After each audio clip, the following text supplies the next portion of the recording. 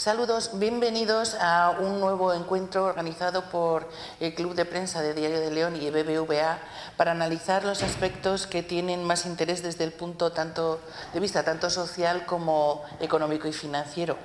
Y en esta ocasión vamos a analizar un tema especialmente interesante, especialmente sobre el que tenemos que reflexionar en estos tiempos, que es el envejecimiento activo.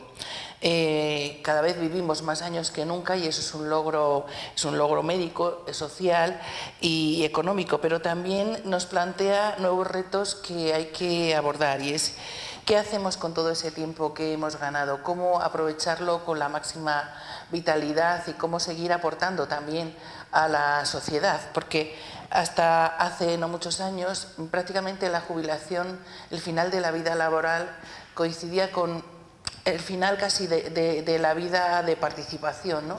Sin embargo, ahora quedan por delante de media unos 20 años con personas que envejecen de otra manera, que no tienen nada que ver y que tienen mucho que aportar a la sociedad y que tienen mucho que vivir en todo ese tiempo. La longevidad se redefine no solo la forma en la que enfocamos el trabajo, sino los objetivos vitales, la planificación financiera y toda esta participación social mucho más allá de la jubilación. Para abordar todas estas cuestiones nos acompaña un grupo de expertos de distintos ámbitos con los que vamos a analizar la longevidad y también cómo esta es una oportunidad para construir una etapa vital más larga, más activa y que adquiere un nuevo sentido. Nos acompaña en el Club de Prensa de Diario de León José Ignacio Lagartos, que es presidente, buenos días, gracias José Ignacio por acompañarnos, presidente de Seniors Españoles para la Cooperación Técnica de la organización SECOT, que se dedica, entre muchas cosas que nos vas a ir contando, también a la formación de emprendedores y jóvenes, al asesoramiento. Sois personas que habéis tenido una experiencia laboral importante y tenéis un conocimiento que no podemos permitirnos el lujo de perder y lo compartís desde un voluntariado que es fundamental con todas estas iniciativas, ¿verdad? Efectivamente, es un voluntariado activo, ya que estamos hablando de la jubilación activa, ¿no? En León pues aproximadamente somos unas 50 personas y los dos campos que nos dedicamos es básicamente a los temas tanto de emprendimiento, de apoyar el emprendimiento, pues llevamos 14 años, yo creo que sean, bueno, gracias al esfuerzo de todos, aproximadamente unas casi 400 empresas, pequeñas empresas con cerca de 500 puestos de trabajo, o sea que en eso estamos, ¿no? Y luego la formación, lo que hacemos es ayudar a la formación, sobre todo de los jóvenes, ¿no? Para buscar el primer empleo, la entrevista de trabajo, digamos, reales, cosas parecidas. Muy interesante, ¿no? Y luego, pues como has dicho, de jubilación activa. Tenemos programas de jubilación activa, es decir, también enseñamos a la gente mayor, pues le ayudamos con los temas informáticos, ¿no?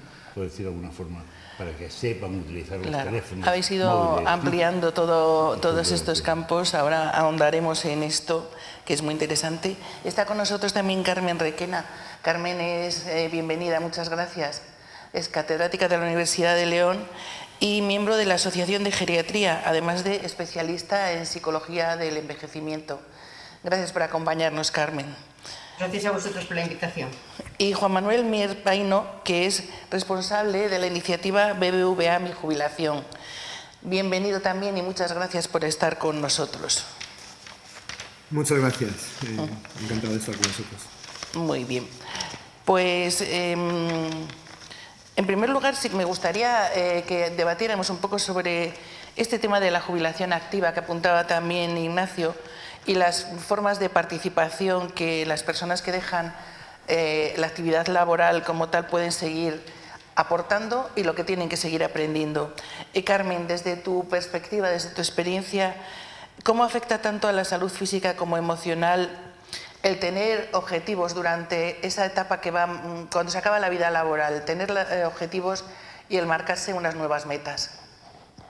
Mira, esto es una pregunta fundamental, porque lo más importante en primer lugar es diferenciar que envejecer es un hecho biológico, pero el cómo lo vamos a hacer es algo que está relacionado de cómo lo vamos a vivir.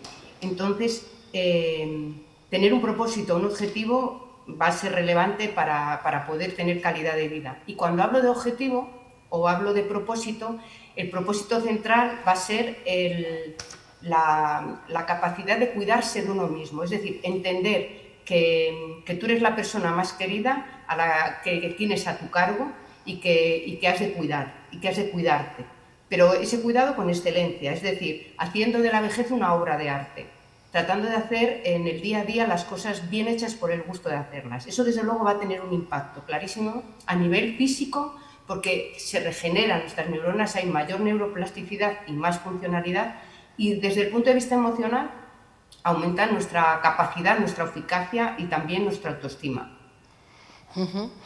¿Y cuáles dirías tú que son las claves para conseguir esa longevidad saludable? Pues esto que voy a decir no es sentido común, es ciencia. Entre estas claves incluiríamos una actitud optimista, porque lo que hace esa actitud optimista es frenar la oxigenación de las células, la falta de oxígeno, más la curiosidad, retar tu cerebro, lo que va a hacer es contribuir a mejorar el sistema inmune. Y luego otro aspecto importante es la generatividad o el dar más que recibir, porque eso nos va a proteger de esa soledad no deseada. Estos serían, dijéramos, los consejos, ¿verdad? Sí. Y aún así, perdón. Sí, adelante, Carmen. Quería animar también, porque es un libro reciente que está publicado por Borja Quiroga, que se titula El reto es no envejecer. Y ahí justamente está recogiendo un montón de varias claves para que tengamos en cuenta para no envejecer en el sentido, dijéramos, clásico de deterioro, sino anticiparnos. Es un libro clave porque lo que hace es que te va dando claves que tú tienes que poner en marcha, no cuando ya te jubilas, sino, dijéramos, empezar con antelación a tener unos hábitos y unas costumbres que lo que van a hacer es ir retrasando el envejecer en el sentido de deterioro, esa idea clásica, no en este sentido nuevo que queremos aquí poner en evidencia. Y desde tu experiencia, por lo que tú ves, ¿somos conscientes de que hay que afrontar este proceso? ¿Eso es algo que está internalizado o todavía falta mucho por avanzar en este camino? Yo creo que no, en este momento actual, bueno, no lo creo, lo investigamos, porque en nuestro grupo de investigación sobre todo hacemos investigación en los límites del envejecimiento, y lo que vemos es que en muchas ocasiones las personas no se hacen cargo de que hay una nueva etapa que vendrá, que es la vejez, y no queremos oír hablar de ella, no nos preparamos, sino que nos viene, dijéramos, encima, y ahí es muy difícil luego poderse adaptar y buscar eso que hablabas antes de objetivos y propósitos. Esos tienen que empezar antes. Entiendo que de momento eso queda trabajo, la verdad, por hacer. Claro. Y eso tiene especial importancia en todas partes, porque la longevidad es para todo el mundo, pero en una provincia como León, cada vez con mayor porcentaje de gente mayor, pero también, José Ignacio, de gente mayor que tenéis una experiencia y un conocimiento fundamental, como decíamos, ¿no? Y a través de este COT vosotros lleváis, sois un ejemplo vivo de esta jubilación activa. Sí. Fíjate que te decía anteriormente que teníamos ese curso de jubilación activa, ¿no?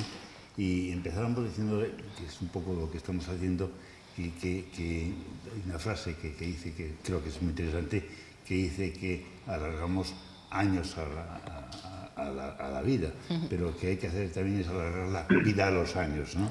Yo creo que es un poco la misión que tenemos que tener.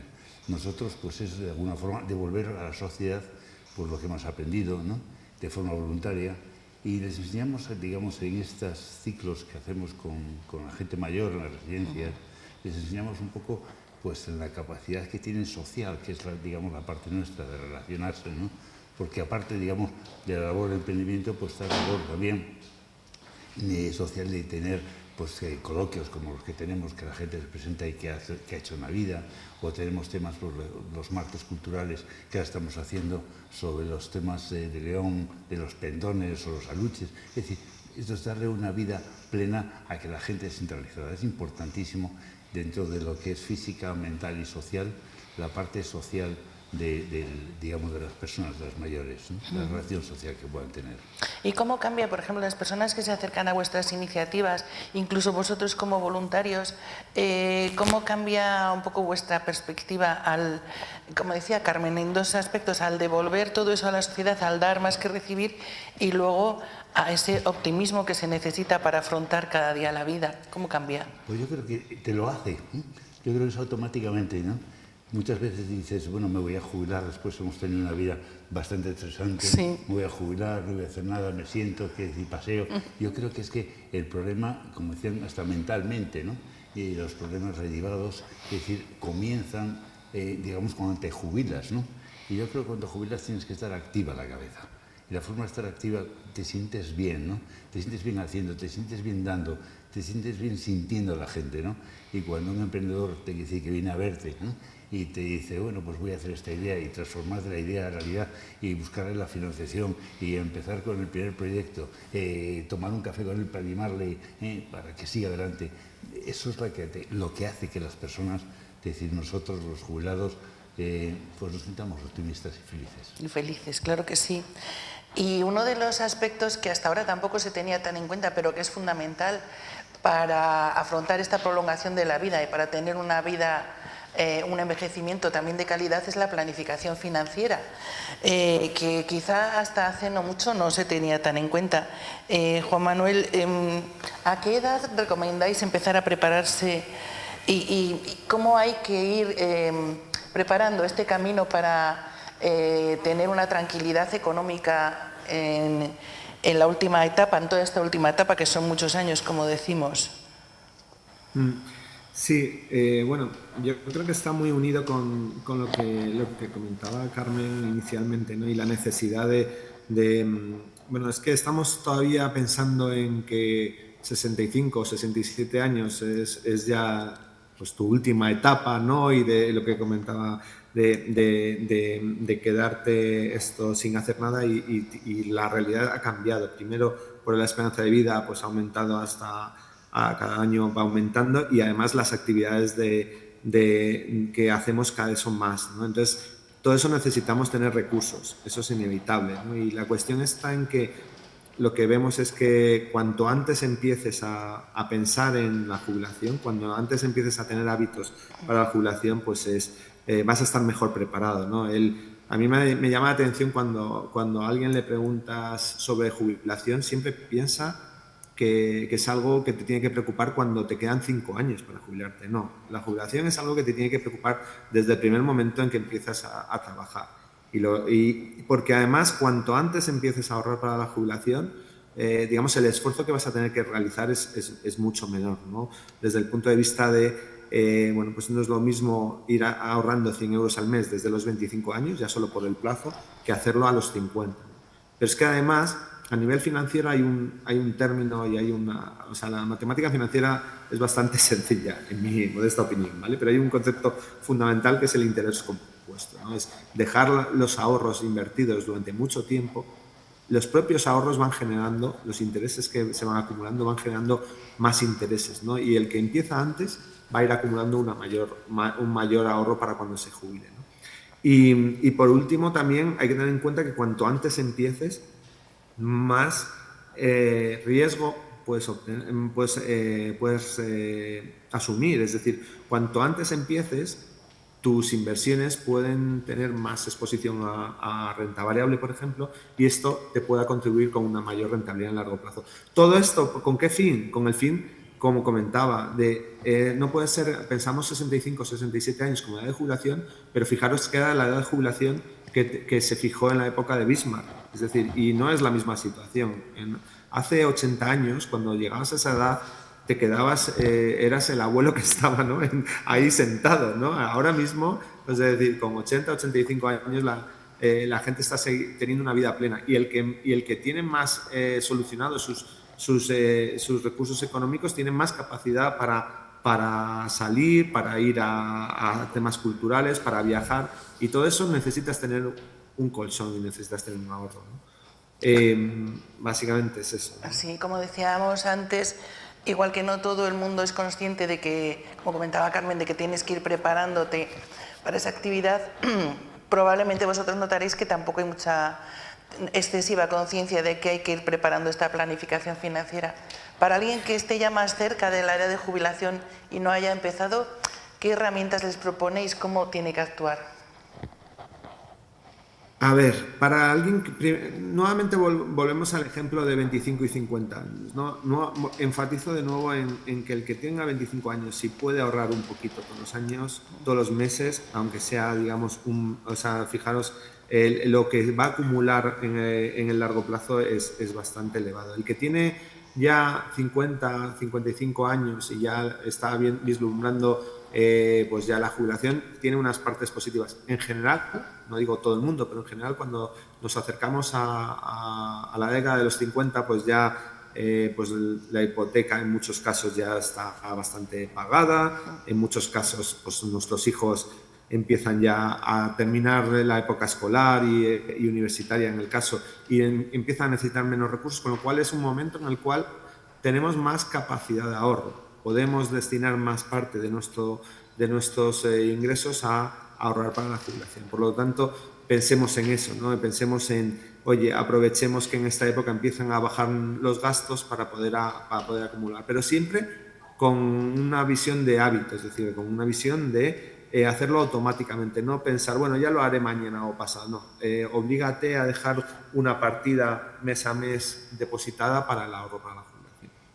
Yo quería decir al respecto algo que me ha llamado la atención, y es que hace poco hemos estado haciendo entrevistas a adultos que han estado o están al cuidado de personas que tienen cierto deterioro. Y a mí me ha llamado la atención cómo determinadas personas, algunos de estos adultos que hemos entrevistado, han entendido esto que hablaba yo antes del cuidado. Lo han entendido en ese sentido extenso, no solo cuidarte tú, ayudas a los otros, ¿no? Porque les das menos trabajo y también aprendes a dejarte cuidar. Y, por ejemplo, una cosa que he visto y me ha llamado la atención es cómo todos hacen referencia a tener un colchón, llaman ellos, ¿no? Económico, sí, en la previsión de que pudieran ellos mismos padecer algún tipo de deterioro y no sentir una carga para sus hijos, o sea, tener esa previsión y guardarla en ese sentido por esa experiencia que han seguramente vivido ellos en su propia piel, pues esa previsión que generalmente se suele repetir bastante en las entrevistas que hacemos sobre eso, sobre qué aprenden del cuidado. Y eso a mí me ha llamado la atención, cómo son personas estas que han estado cuidando frente a las que no tienen esa experiencia, lo de que llaman ellos el colchón para el cuidado. Es que, Carmen, y perdona que me meto con José Ignacio, pero es que es un muy buen punto, porque cuando hablamos de jubilación a veces la gente solo piensa en la primera etapa de la jubilación y no piensa en esos riesgos que hay, ¿no? de dependencia o de situaciones de que necesitas. Y cuando tenemos familiares que están en esa situación y nos toca hacer cargo de ellos, es cuando realmente nos damos cuenta de que, oye, si yo dejo un colchón sobre todo para no ser una carga, lo que dices, para que justamente a mis seres más queridos no les vaya a ser una carga el día de mañana, ¿no? Yo me parece un punto súper interesante.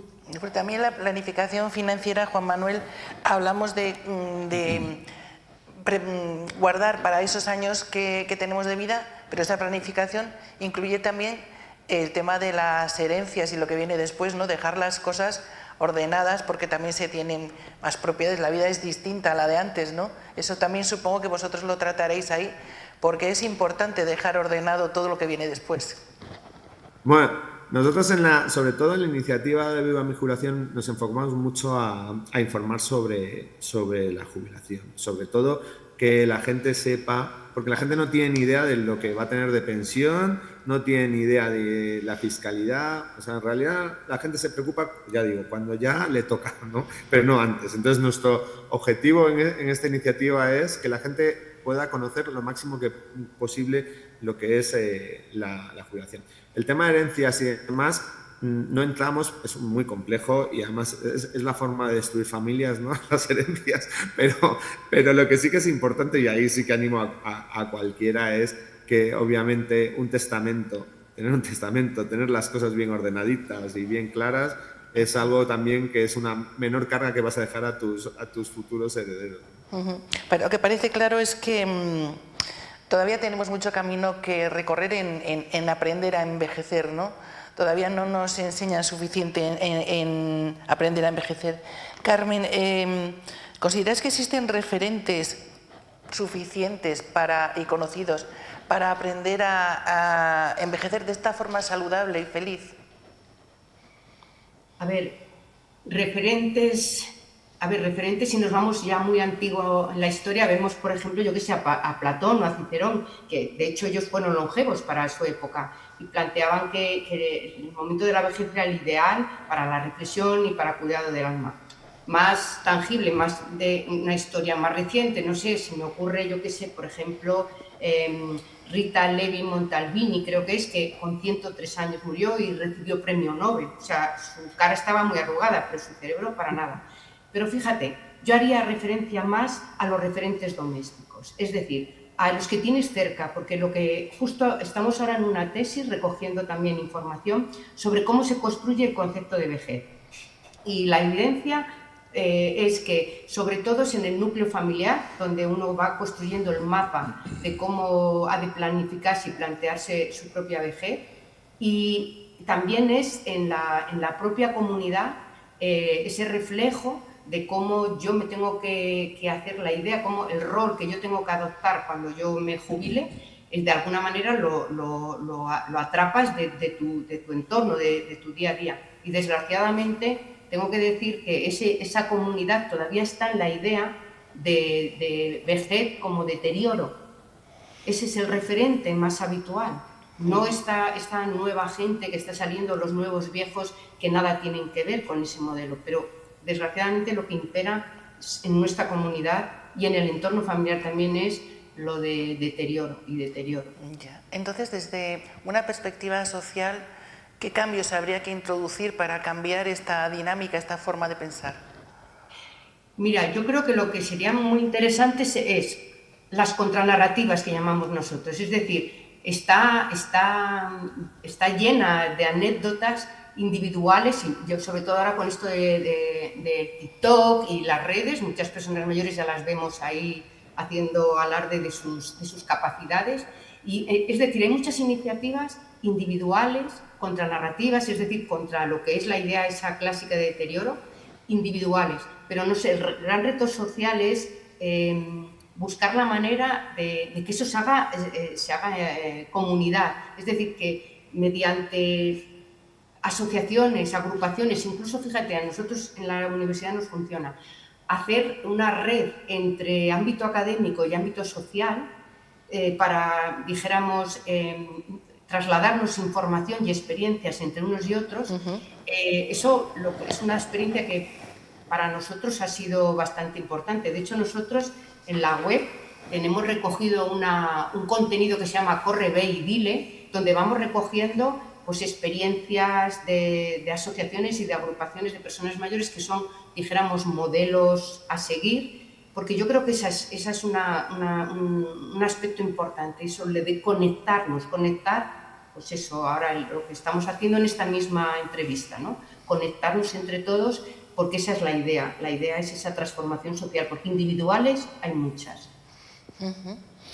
José Ignacio, tú que, bueno, has sido un alto cargo en entidades financieras durante muchísimos años, has tenido mucha responsabilidad y luego desde que se acabó esa etapa has estado implicado en iniciativas como SECOT, en todo esto. ¿Cuáles consideras que son los principales retos, no sé si los obstáculos o los retos que encontréis, se encuentran las personas cuando dejan esa fase laboral y tienen que plantearse esta nueva vida? Sí, la verdad es que tienes que acogerlo de pronto un día, es decir, donde tienes la agenda llena y tienes los teléfonos todo el día sonando, de pronto la cosa se va parando, ¿no? Al principio te quedas un poco hasta desconcertado, decir, claro. ¿Qué voy a hacer, no? Te contaba antes que damos esos cursos un poco de hacer, ¿no? de la gente, que es el primero que yo hice, ¿no? Y fue donde de una forma que me dijeron que todo el envejecimiento dependería básicamente de mi salud, del tema físico, del tema mental y del tema social. O sea, es un poco donde enfocar. En el tema físico es evidente que nos piden que hagamos ejercicio, que caminemos, tampoco hay que estresarse, pero hay que caminar, hay que seguir haciendo deporte. Yo creo que es un tema fundamental para la parte física. En la parte, digamos, lo que es la parte mental, pues estar abierto, digamos, y como estábamos comentando, tener esa relación con la gente, estar abierto a pensamientos, a leer temas culturales, a estar despierto siempre, ¿no? Y digamos, en la parte social, y yo creo que es de los temas, cuando escuchas un poco la esperanza de vida, ¿no? Y calculas, y en otros puntos donde están, ves que en Japón, ¿no? Donde más tienen en unas islas donde tienen una actividad social muy fuerte, unos con otros, todos los vecinos se soportan, se ayudan, se hablan, están. Yo creo que ese es el tema fundamental, la unir la física con la mental.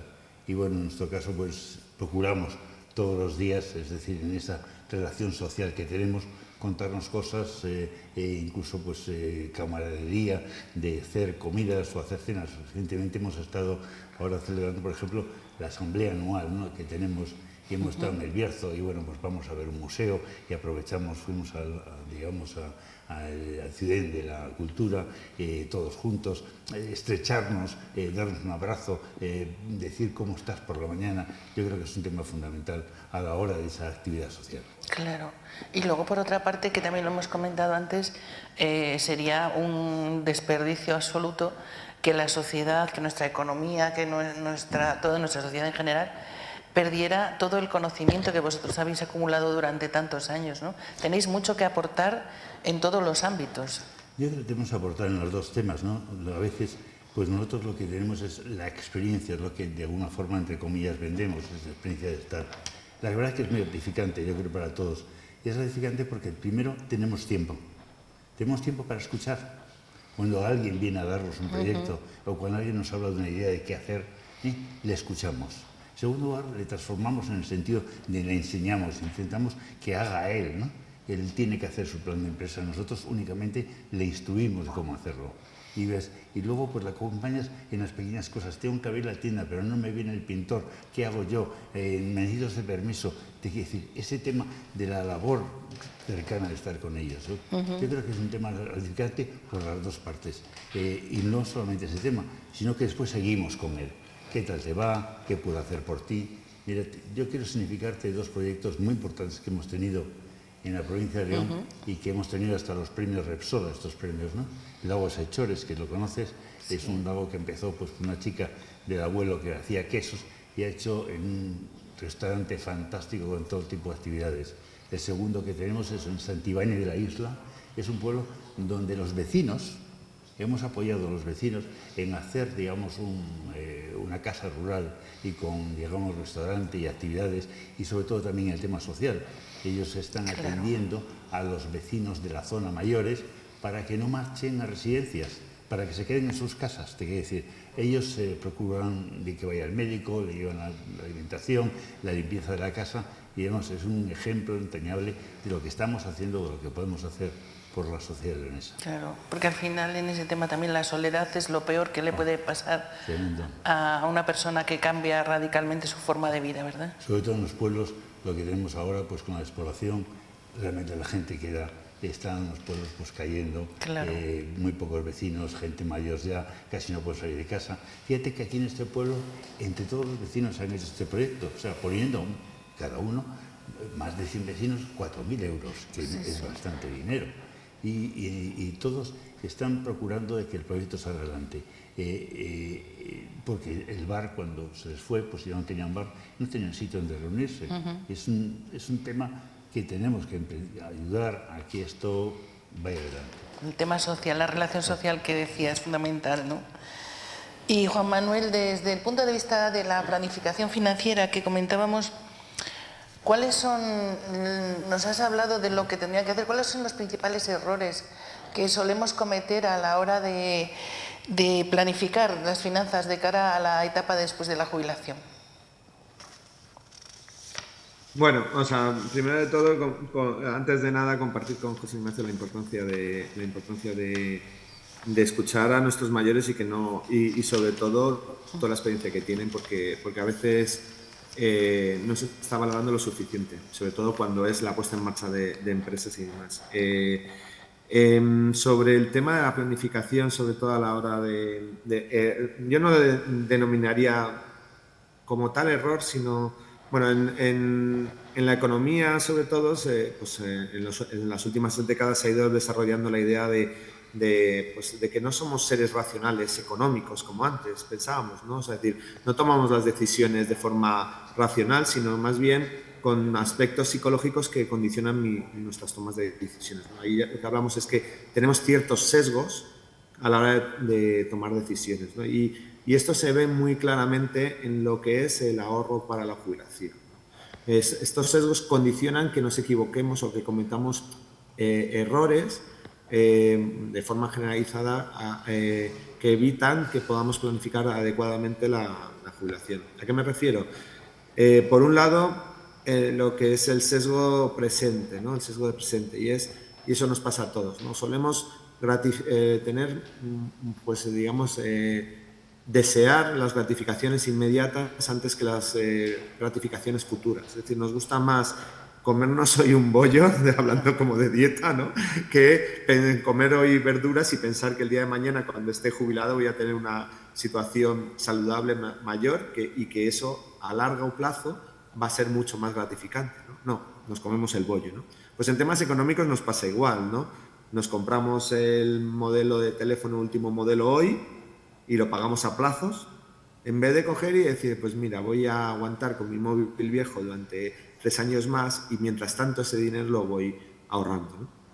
Ese es fundamental en materia de ahorro para la jubilación, ¿no? Cuando tú hablas con alguien más joven y le dices, ¿por qué no ahorras? Te dice, no, a saber yo dentro de 20 o 30 años cómo voy a estar. No, ahora, pero si lo piensas bien, hay muchos gastos hormiga que se llaman, pequeñitos, que hacemos y que en realidad no es eso de, no, es que no llego a final de mes. Hay mucha gente que tiene problemas, pero está claro que hay veces que te puedes permitir ciertos, ¿no? Sacrificios, ¿no? O sea, a lo mejor te puedes permitir un día pues ahorrarte un poco más en algún gasto que sea un bollo o una comida o una película, ¿no? Entonces, eso es uno. Otro error que cometemos mucho es el tema de la falta de información, que antes lo decía, ¿no? Cuando hablamos de objetivos, cuando estamos jubilados, también tenemos que fijarnos objetivos cuando estamos trabajando a largo plazo, ¿no? Y el objetivo a largo plazo no lo puedes fijar si no sabes qué jubilación voy a tener, a qué edad me voy a poder jubilar, etcétera, etcétera, ¿no? Y eso, fíjate que aparte de lo que tenemos nosotros en la web de BVA Mi Jubilación, que tenemos una calculadora que te ayuda a calcular cuál va a ser tu pensión, que tenemos otro simulador que te permite ver cuánto tendrías que aportar para llegar a una cantidad cuando te jubiles, pero fíjate que para mí la herramienta fundamental, que es la Seguridad Social, la Seguridad Social tiene una herramienta súper potente que puede entrar cualquiera, entra ahí y le dice sus años de condena, podemos decir, es decir, los años que le quedan para jubilarse, ¿no? Pero es que sobre todo te dice, en condiciones normales, con lo que llevas cotizado y lo que estás aportando en este momento, lo que vas a tener de pensión, ¿no? Bueno, pues la gente ni siquiera tiene conocimiento de esto, ¿no? No sabe. Entonces, si tú no sabes lo que vas a tener de pensión, ¿cómo te puedes planificar hoy para el futuro, ¿no? O sea, eso es el segundo error que destacaría, ¿no? Y el tercero es el tema o sea, yo creo y además, fíjate que es que esto hay que romper un poco el silo de los 65, 67 años, como, a una situación antes y después. El tema de los hábitos. Estamos constantemente hablando, a nivel Carmen, seguro que a nivel de psicología, a nivel de la necesidad de tener hábitos, ¿no? Y los hábitos son tanto saludables, es decir, tener unos hábitos de comer mejor, o mentales o sociales, pero hábitos financieros también. O sea, si intentamos hacer cosas que no nos cuesten trabajo, es decir, generar hábitos sencillos, como sea, pues eso, un ahorro periódico, pues evitas el mayor error que tienes a la hora de ahorrar, es procrastinar. No decidir hoy que voy a ahorrar, sino dejarlo para mañana, porque hoy estoy muy cansado, porque voy a dedicarle mucho tiempo a esto y no tengo tiempo, etcétera, etcétera.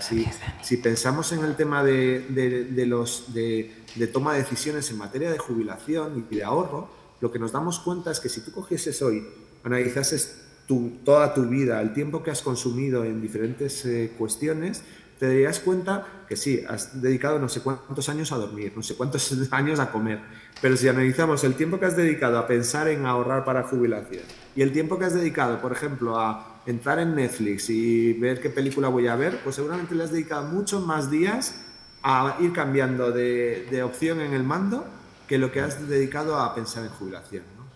Y por último, como otra idea que dejo caer también es el tema de equivocarte aquí no, a mí no me gusta hablar de productos, me gusta hablar de soluciones, ¿no? Equivocarte a la hora de cómo ahorras. O sea, si tú te quedan 25 años o 30 años para jubilarte, no dejes el dinero en una cuenta corriente.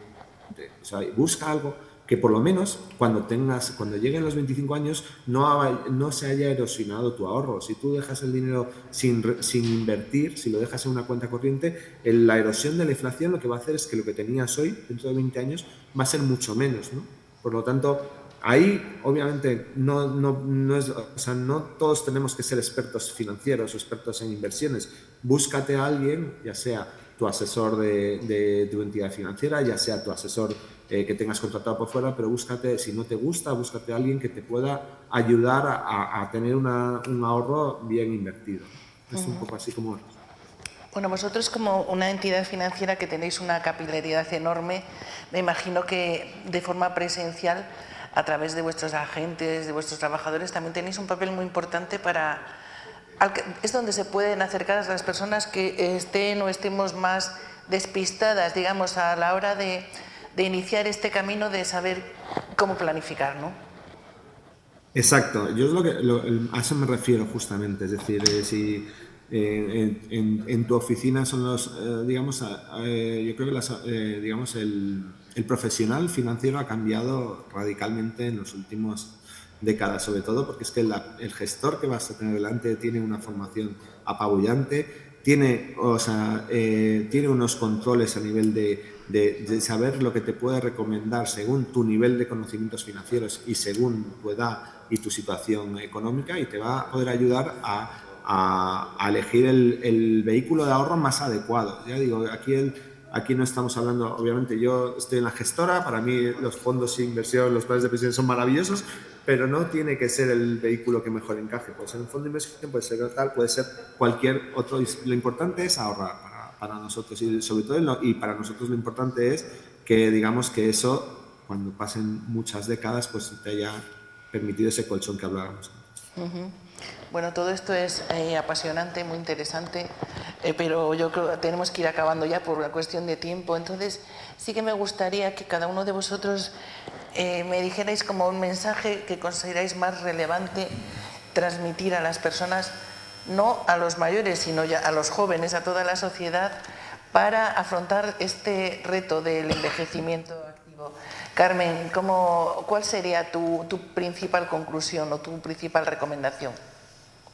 Yo creo que uno de los aspectos que ha de cambiar es esa idea antigua que se tenía por etapas a lo largo del ciclo vital, de los niños juegan, los jóvenes estudian, se preparan, los adultos trabajan y los mayores descansan, se dejan. Ese modelo ha de sustituirse por, en cualquier momento de tu vida, hay la oportunidad de hacer un desarrollo personal.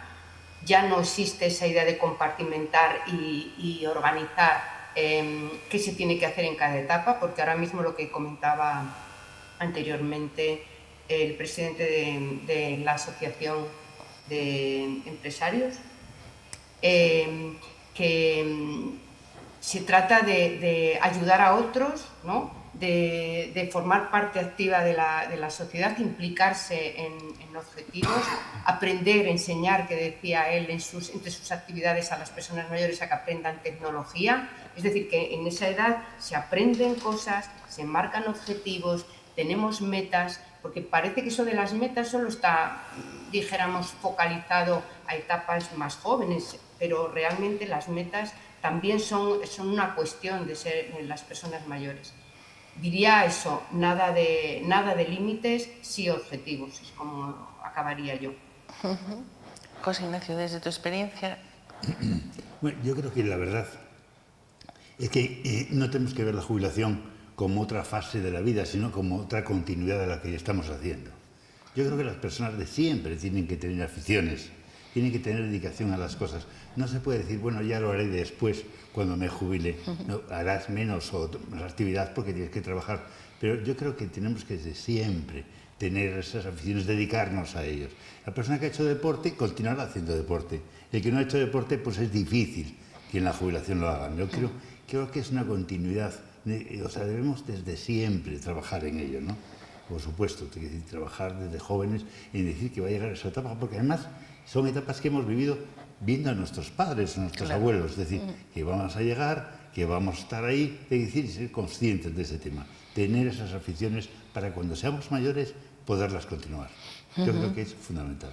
Sois un gran ejemplo de eso. Juan Manuel, desde tu perspectiva, ¿cuál sería la recomendación? Bueno, yo comparto lo que han comentado Carmen y José Ignacio. Para mí me parece fundamental que veamos a nuestros mayores como la diferencia que hay. Yo me gustaría que nos fijásemos en la diferencia que hay en nuestras personas mayores que tienen actividad y que hacen cosas y cómo disfrutan de la vida, y comparemos con todos tenemos familiares que se encierran, que no se socializan, que no hacen actividades, y vemos cómo es su vida, ¿no? Pues para todo ello lo que necesitamos es empezar ya, o sea, no esperar a jubilarnos, empezar ya a hacer actividades que nos gusten, empezar ya a comer lo más saludablemente que podamos y empezar ya a ahorrar para nuestra jubilación. Como conclusión podríamos decir que hay que empezar cuanto antes a prepararse para el envejecimiento activo, pero nunca es tarde para afrontar los retos que nos esperan y disfrutar de la mejor manera posible de la vida. Pues nada, yo creo que hasta aquí hemos llegado, ha sido todo muy interesante. Muchísimas gracias a los tres, gracias José Ignacio Lagartos, enhorabuena y a seguir adelante. Muchas gracias Carmen Requena. Carmen, la investigación que estáis haciendo y todo eso es fundamental para sostener todos estos argumentos. Muchísimas gracias por acompañarnos. Gracias a vosotros. Y Juan Manuel, gracias como siempre, gracias al BBVA por colaborar en nuestras webinars con el Club de Prensa de Diario de León, y gracias también por hacer toda esta planificación financiera, sin lo que, como todo en la vida, sin la economía lo otro siempre es más difícil. Sí. Muchas gracias. Muchísimas gracias. Gracias a todos ustedes por acompañarnos y que tengan un feliz día.